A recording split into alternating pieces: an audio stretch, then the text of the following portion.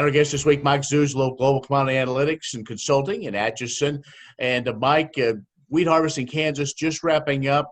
It's been as typical of Kansas wheat harvest. Places have been very good. Other places have had quite a struggle. But the market seems to be paying attention.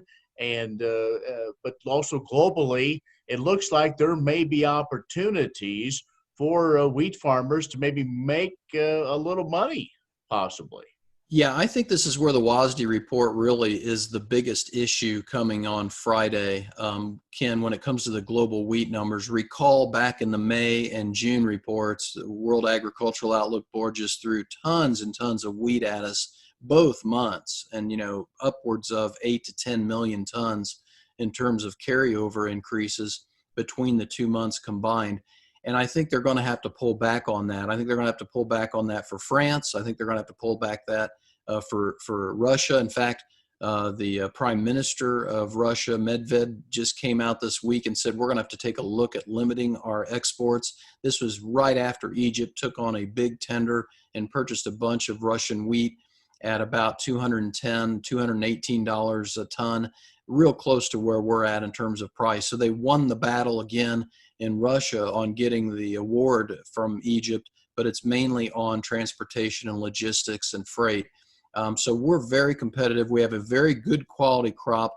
And notice what's happened since the acreage and stocks report. Wheat has not played along with the corn and beans. We used to have difficulty getting above 335 in lead month corn and getting above that 855 level in lead month beans. After the acreage report, both those prices shot above those levels. Corn and beans, that is. Wheat, though, has not been able to get above $5 in soft red, not been able to really get above $4.50 in hard red. I think this tells you and gives you a pretty good indication. A, wheat is discounted and it's too cheap right now, in my opinion, especially given the global situation and what we're seeing in Kansas and the harvest data we're getting now.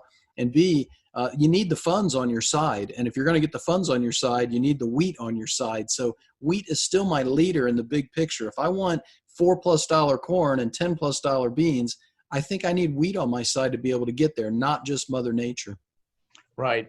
And Mike, we continue to hear farmers saying that, they're taking kind of that second look, if you will, of wheat. A lot of those wheat acres went into corn over the last 3 years with the weather patterns changing.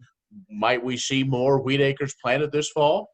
I think we could if we get a better basis level. I don't think we're there yet in terms of incentivizing the farmers, especially if they knock off a good yield in their 10-year average and pick up a subpar yield this coming year when they look at their new insurance policies, with that 10-year rolling average on yields. But I think going back to that first segment, really, Ken, it's in the wheat and rice markets that we really want to watch these Asian buyers.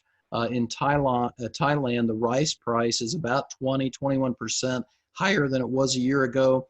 In Pakistan, the wheat price is about 25%, cash wheat higher at 25% than a year ago. These countries are having difficulty getting wheat because of COVID, not just because of freight and transportation, but because of labor issues and lockdowns in general.